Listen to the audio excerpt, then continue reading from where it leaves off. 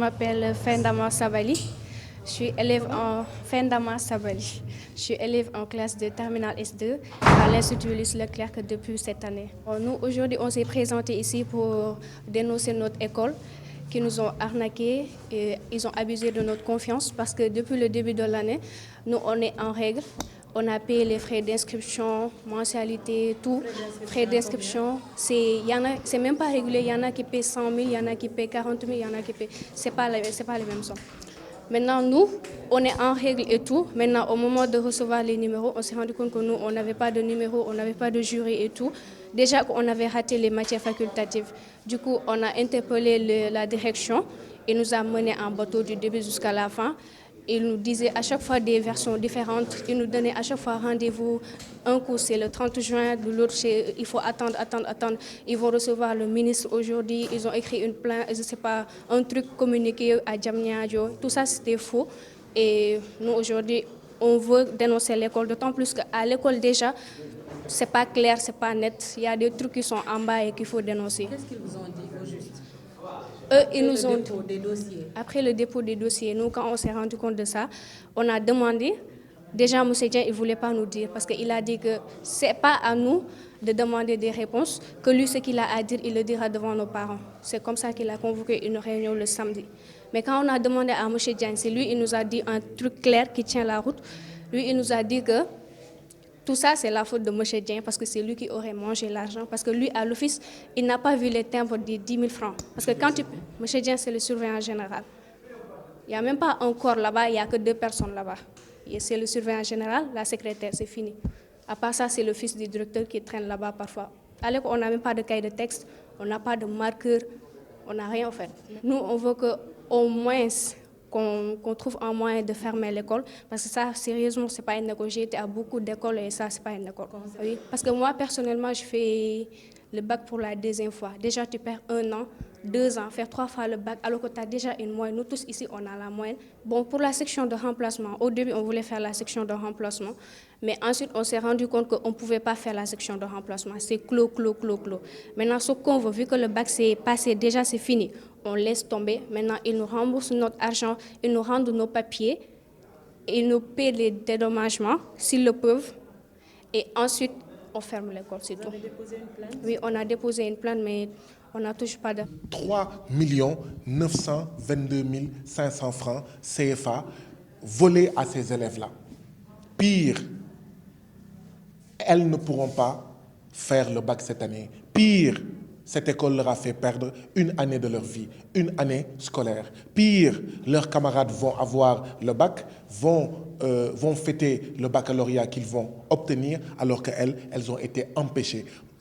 Elles ont été empêchées de faire le baccalauréat, pas de leur fait, pas du fait de leurs parents, mais du fait d'une école, d'une école boulimique, d'une école irresponsable, d'une école amorale, immorale, d'une école plus soucieuse de s'en mettre plein les poches sur le dos des élèves et sur le dos de leurs parents que de faire respecter les articles 8 et 21 de la Constitution du Sénégal qui parlent de droit à l'éducation. S'en mettre plein les poches, plus que de faire respecter l'article 26 de la Déclaration universelle des droits de l'homme de 1948 qui parle du droit à l'éducation.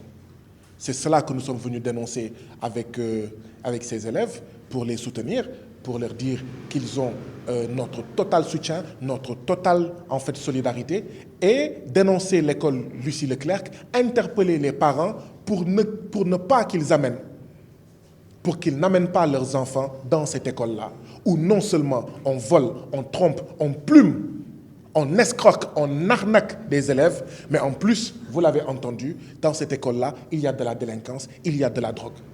Mais nous sommes venus également aux côtés de nos enfants, aux côtés de nos nièces, aux côtés de nos sœurs, interpeller aussi le ministre de l'Éducation nationale, le gouvernement du Sénégal, qui doit faire respecter le droit à l'éducation de nos enfants.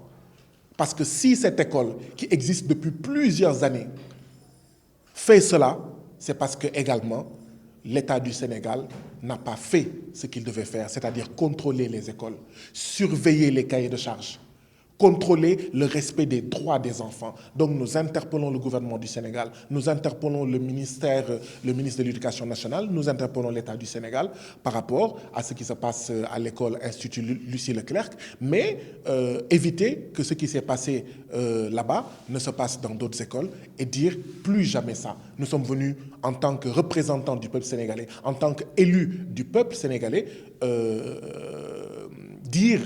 joindre notre voix à ces 9 voix pour dire plus jamais ça. Mais aussi interpeller l'État du Sénégal à travers la justice sénégalaise. Parce que ces élèves ont porté plainte depuis le 30 mai 2023. D'accord? C'est-à-dire il y a plus de 30 jours. Et depuis lors, plus rien. Est-ce que la justice protège les directeurs d'école voyous? Est-ce que la justice sénégalaise protège les directeurs d'école délinquants? D'accord? Est-ce que la justice sénégalaise protège, d'accord, les écoles qui oppriment les élèves, qui profitent des élèves et non, d'accord, qui respectent leur droit à l'éducation? La justice n'a qu'à faire son travail, que des dommages et des intérêts soient donnés à ces élèves-là. Nous interpellons le ministre de l'Éducation nationale. S'il y a une chance, une seule chance, une toute petite chance, aussi petite soit-elle, que ces élèves puissent faire lors d'une session de remplacement le baccalauréat, eh bien, nous supplions le ministre de l'Éducation de leur donner cette chance, aussi petite soit-elle.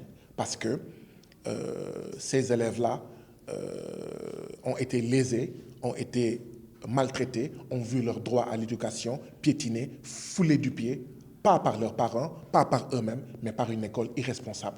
Et donc, tout ce que le ministre de l'Éducation nationale pourra faire pour corriger cette injustice sera la bienvenue et nous l'interpellons, nous l'invitons à voir tout ce qui sera possible pour corriger cette injustice dont ces élèves sont victimes, mais pour également éviter que des écoles comme l'Institut Lucie Leclerc escroquent, arnaquent, dupent, trompent et plument nos enfants. Des retransmissions live, des reportages, des émissions exclusives, des analyses, des décryptages, mais également des enquêtes et des investigations. Téléchargez donc l'application pour être au parfum et ne rien rater de l'actualité nationale et internationale.